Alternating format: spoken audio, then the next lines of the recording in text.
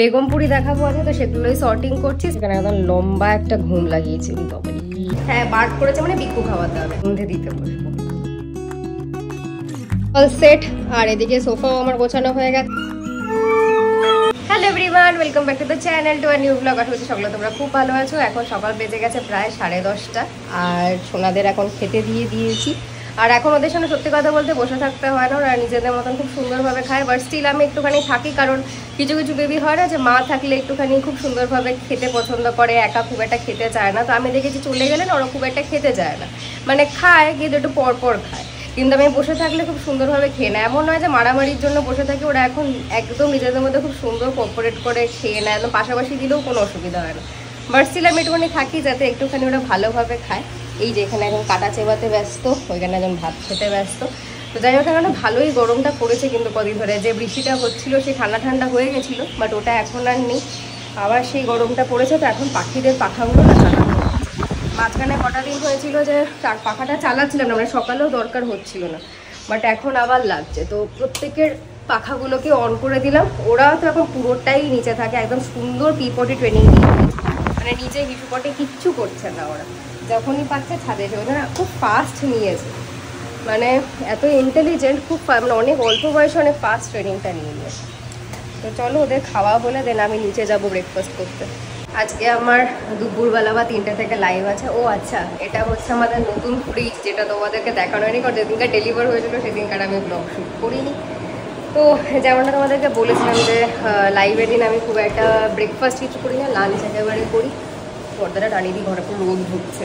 তো আজকে ব্রেকফাস্টে ভাবছি হালকা পাতলা একটুখানি শুধু ঘোল খাবো, যা গরম পড়েছে ঘোলটাতে বেশ আরাম লাগে। টক দই বার করে নিয়েছি।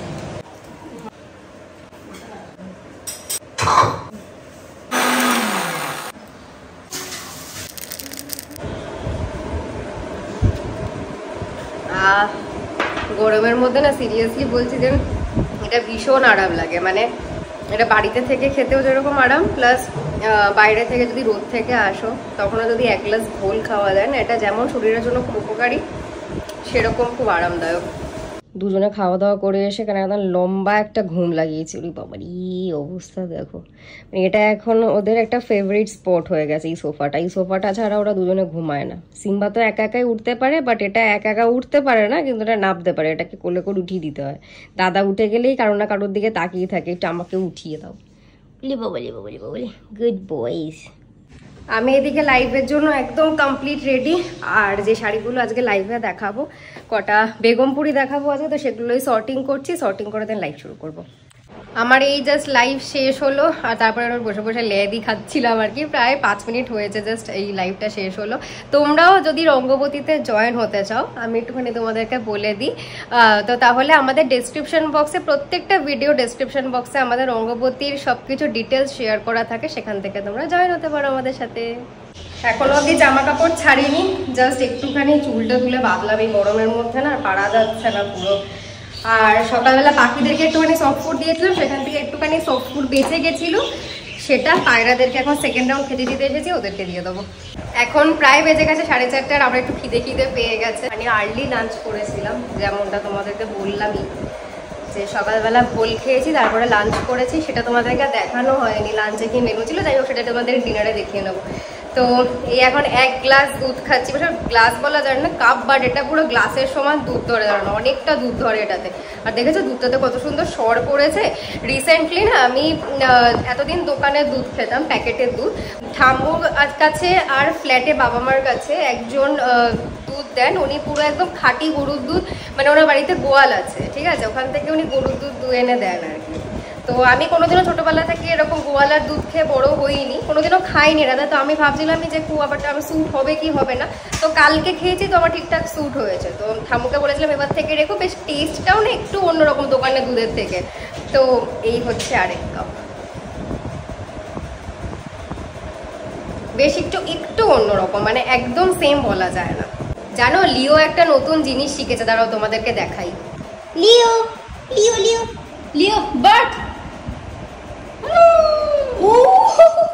কি সুইট বার বললো এটা। আরেকবার Leo bird, Leo sit, Leo sit, sit, good boy sit, sit, আসো আসো আসো, সিট করো, এসো এসো এসো এসো এসো, এদিকে এদিকে এদিকে আসো, সবাই দেখতে পাচ্ছে না? না, সিট করো, সিট সিট সিট সিট, দুজনেই সিট সিট সিট। আচ্ছা বিক্কু লাগবে বাবা, ওদের আবার বিক্কু না হলে ওরা সিট করবে না। বিক্কুটা হাতে নেবো তারপরে সিট করবে, মানে ঘুষ না দিলে কাজ করবে না। ও একবারই তোমাদেরকে করে দেখিয়েছে, এই আমার কপাল ভালো, কারণ সবে সবে হলো 2-3 দিনের বার্কটাও শিখেছে। সিম্বা তো ডাকেই না, সিম্বা ভীষণ কম ডাকে, বাট লিও যাও বা একটুখানি ওর দিকে তুমি যদি একটু বড় বড় চোখ করে তাকাও না, মানে যদিও যাও কোনো দুষ্টুমি করে, হ্যাঁ বার্ক করেছে মানে বিক্কু খাওয়াতে হবে, এটা কোনো মানে হলো? তুমি একবার বার্ক করেছো, তুমি আর কতবার আমি বললাম যে সবাই আরেকবার দেখবে, তুমি করলেই না, দুটো করেছো তুমি, দুটো পচা, তুমি দুটো পচা।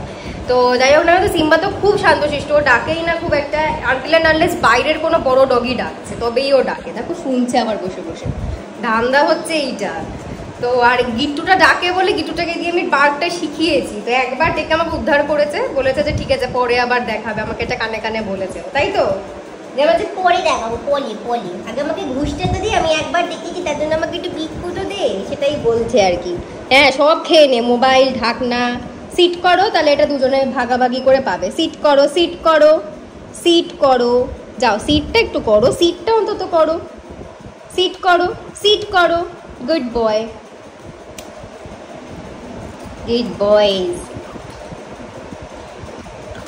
আর বাড়িতে ডগি থাকলে বুঝতেই পারছো যা হয়। দেখো নতুন আজকে একটা প্যান্ট পরলাম, সেটাকে দিল ফাটিয়ে, নখ দিয়ে এমন উঠলো যে ছিঁড়ে গেল। যাই হোক কিছু করার নেই, বাচ্চা মানুষ, আর কি করা যাবে। দেখি এটা কোনোভাবে যদি রিপো করা যায় করিয়ে নেবো। এটা প্যান্টটা একবার না দুবার পরেছি, একদমই নতুন। তো অভি তো সকাল থেকে ছিল না, ও সেই সকালবেলা কাজে বেরিয়ে গেছিলো, এখন প্রায় বেজে গেছে 5:30। ও এখন আসছে, আর সাথে টুকাই আসছে। তো এই ঘরেই যেহেতু লাইভ হয়, সব শাড়িগুলো এখানে ছিল, আমি আর দিদি মিলে সব শাড়িগুলো অর্গানাইজ করে রেখেছি। দেখো শাড়িগুলো সব ভাঁজ করে রাখা আছে, ওগুলো এখন র্যাকে সুন্দর করে সাজিয়ে রাখবো। তাহলে এখানে বালিশগুলো অর্গানাইজ করে দিলে এখানে সুন্দর করে বসা যাবে। লিও সিম্বাকে এখন ঘরে আটকে রেখেছি, শাড়িগুলো না রাখা অবধি কাজ কিছুতেই করতে দেবে না, সারাক্ষণ দৌড়াদৌড়ি, পায়ে পায়ে ঘোরাঘুরি এইসব করবে, কাজ আর কামাই করতে দেবে না। শাড়িগুলো নিয়েও পুরো হুলুস্থুল পাকাবে।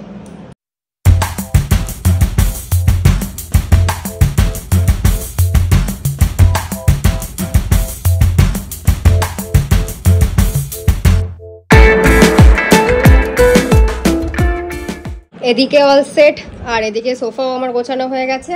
এবারে সুন্দর করে বসে এখানে গুছিয়ে আড্ডাটা মারা যাবে একদম। লিও সিম্বা যতদিন একটু বড় না হচ্ছে না, ততদিন অবধি এই ঘরটাতে ঢুকতে দেওয়ার খুব একটা না সাহস আমি পাই না, কারণ এখন অবধি না ওদের বাইটিং টেন্ডেন্সিটা যায়নি, মানে মুখে নিয়ে কিছু না কিছু সামনে পেলে সেটাকে কুচকুচ কুচকুচ করে খরগোশের মতো কাটতে থাকে। তো ওটা যেতে একটু টাইম লাগবে, ওটা মোটামুটি 6-7 মাস পরে যায়, যেটা আমি রিকো রকি দুজনের ক্ষেত্রেই দেখেছি। রকির ক্ষেত্রে তো সেটা 1 বছর অবধি ছিল, রিকোর ক্ষেত্রেও প্রায় 1 বছর অবধি ছিল, কিন্তু রিকো সত্যি কথা বলতে কিছু কোনোদিনও নষ্ট করেনি। মানে ফ্ল্যাটে শুধু একটা ছোট জায়গায় ছোট ছোট দুটো দাঁতের দাগ আছে, সেটা তাও আবার সেন্টার টেবিলের একদম পায়াতে একটা ছোট ছোট দুটো দাঁতের দাগ রয়েছে। আর কোনো মানে মানে সত্যি কথা বলতে এত লক্ষ্মী। আমি না নেটে পড়াশোনা করেছিলাম যে হাস্কিরা না একদম ভালো ট্রেনিং নিতে পারে না। সত্যি কথা বলতে রিকো একদম মানে কি বলবো, ওকে আমি নিজের হাতে করে ট্রেনিং দিয়েছি, তো ভীষণ ওয়েল ট্রেন্ড।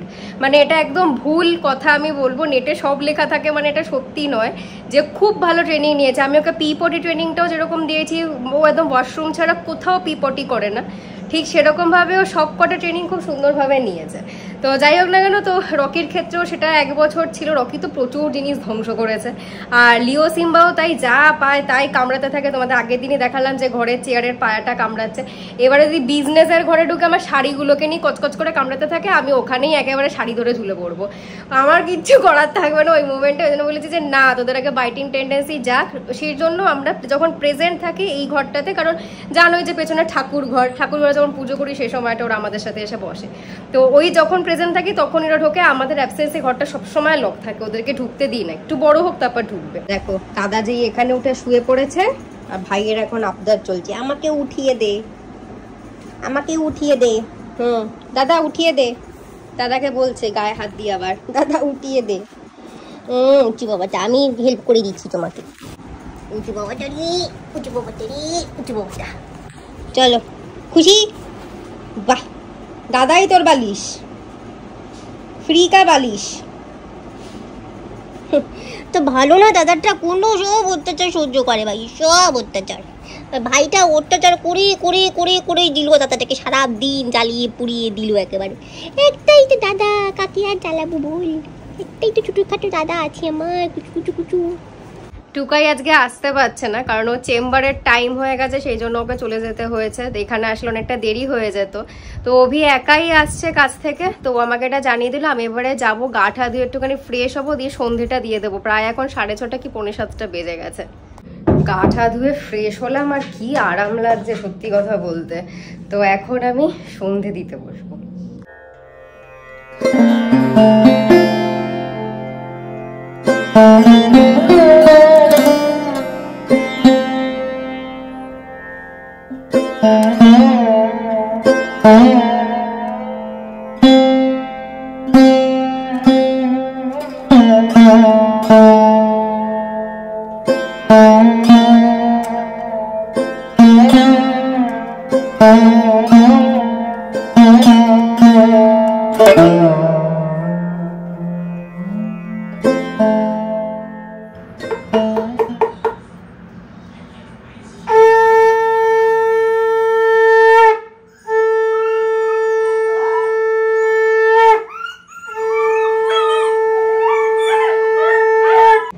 সন্ধ্যা দেওয়া হয়ে গেছে, আর আমি না পুরো দরদর করে ঘেমে গেছি। এত গরমটা সত্যিই পড়েছে কদিন ধরে।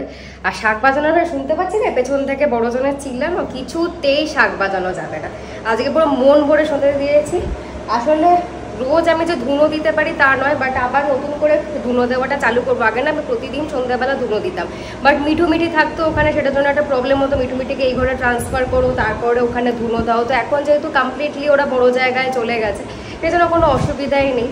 তাও অনেকদিন পর বেশ ধুনো দিলে, আর ধুনো দিলে না আমার মনে হয় ভীষণ একটা পজিটিভ এনার্জি, মানে নিজের মধ্যেও কাজ করে ধুনোর গন্ধটাতে, আর বাড়ির মধ্যেও যেন একটা পজিটিভ এনার্জি স্প্রেড হয়। মানে খুব ভালো লাগে ধুনোর গন্ধটা। এখন প্রায় বেজে গেছে 10:30। এরপরে ডিনারটা করে নেব, কারণ ইচ্ছে আছে 11:30টার মধ্যে ঘুমিয়ে পড়বো। আর বেশি রাত অবধি জাগবো না, তাহলে সকাল সকাল উঠে না কাজ বাজ করা যায়, কারণ রাত্রিবেলা জাগাটা বাজে অভ্যেস হয়ে গেছে। তো যাই হোক, এখন ডিনারটা করে নেবো। ডিনার করা হয়নি, তো ডিনারে আজকে মেনুটা দেখিয়ে দিই। দুপুরবেলা দেখানো হয়নি তোমাদেরকে। ডাল আছে এখানে, শুক্তো, এখানে হচ্ছে একটা ডালের বড়া, এই হচ্ছে মাছের ঝোল, এই হচ্ছে চিংড়ি মাছ একটুখানি পোস্ত দিয়ে ভাপা করেছিলাম ওটা রয়েছে, আর আলুর দম। সবই অল্প অল্প করে রয়েছে, আবার কালকে নতুন রান্না হবে। তো ডিনারটা এখন সেরে ফেলি, সব কাজবাজ মোটামুটি শেষ। সিম্বালিওকে আবার ঘুম পাড়িয়ে দেবো, ঘুম পাড়ানোর কিছুই নেই, মেনুরা নিচে খেলাধুলা করছে, এখন ঘরে ঢুকিয়ে দেবো ওদেরকে। তো আজকের এই ব্লগটা আমি এখানেই এন্ড করছি। যদি ব্লগে কিছু ভালো লেগে থাকে please do like, comment, share, to subscribe to YouTube channel. আবার দেখা হচ্ছে কালকে তোমাদের সাথে একটা ইন্টারেস্টিং ব্লগ নিয়ে। ততক্ষণ নিজেরা খুব ভালো থেকো। Tata, take care, good night.